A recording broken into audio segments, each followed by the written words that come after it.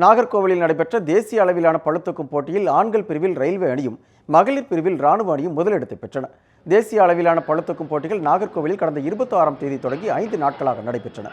இதில் 28 மாநிலங்களில் இருந்து 350க்கும் மேற்பட்ட வீரர் வீராங்கனைகள் கலந்து கொண்டனர்.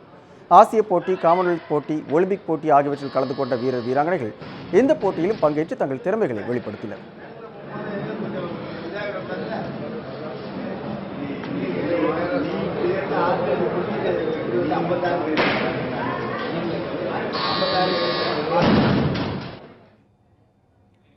போட்டிகளின் முடிவில் ஆண்கள் பிரிவில் இந்தியன் ரயில்வே அணி முதலிடத்தையும் ஆந்திர அணி 2வது இடத்தையும் பெற்றன. மகளிர் பிரிவில் இந்திய ராணுவ அணி முதலிடத்தையும் இந்திய ரயில்வே அணி 2ஆம் இடத்தையும் பெற்றன. வெற்றி பெற்ற அணிகளுக்கு பரிசுகளும் கேடயங்களும் வழங்கப்பட்டன. திறமை உள்ளவர்களுக்கு சிறப்பு பயிற்சி அளித்தால் இந்திய அணி வீரர்கள் உலக அளவிலான போட்டிகளில் பதக்கம் வெல்ல முடியும் என வேலூர் மாவட்டத்தைச் சேர்ந்த சதீஷ் தெரிவித்தார். என்ன மாதிரி இன்னும் நிறைய வர யங்ஸ்டருக்கு அவங்களுக்குலாம் வந்து ஊக்குவிக்கிற மாதிரி எதனா ஒரு இன்ஸ்டிடியூட் கட்டி இப்போ ஆல்ரெடி கட்டிட்டு இருக்காங்க வெள்ளூரில். அது முடிஞ்ச பிறகு இன்னும் நிறைய டிஸ்ட்ரிக்டில் அது மாதிரி பில்ட் பண்ணி வந்து வெயிட் லிஃப்டிங் வந்து ஒரு நல்ல ஒரு ப்ரொமோஷன் கொடுத்தாங்கன்னா கண்டிப்பாக யங்ஸ்டர்லாம் இதுதான் இன்டர்நேஷனல் லெவல் அப்புறம் ஒலிம்பிக் லெவல்லாம் போய் பார்ட்டிசிபேட் பண்ணலாம், மெடல் வின் பண்ணலாம்.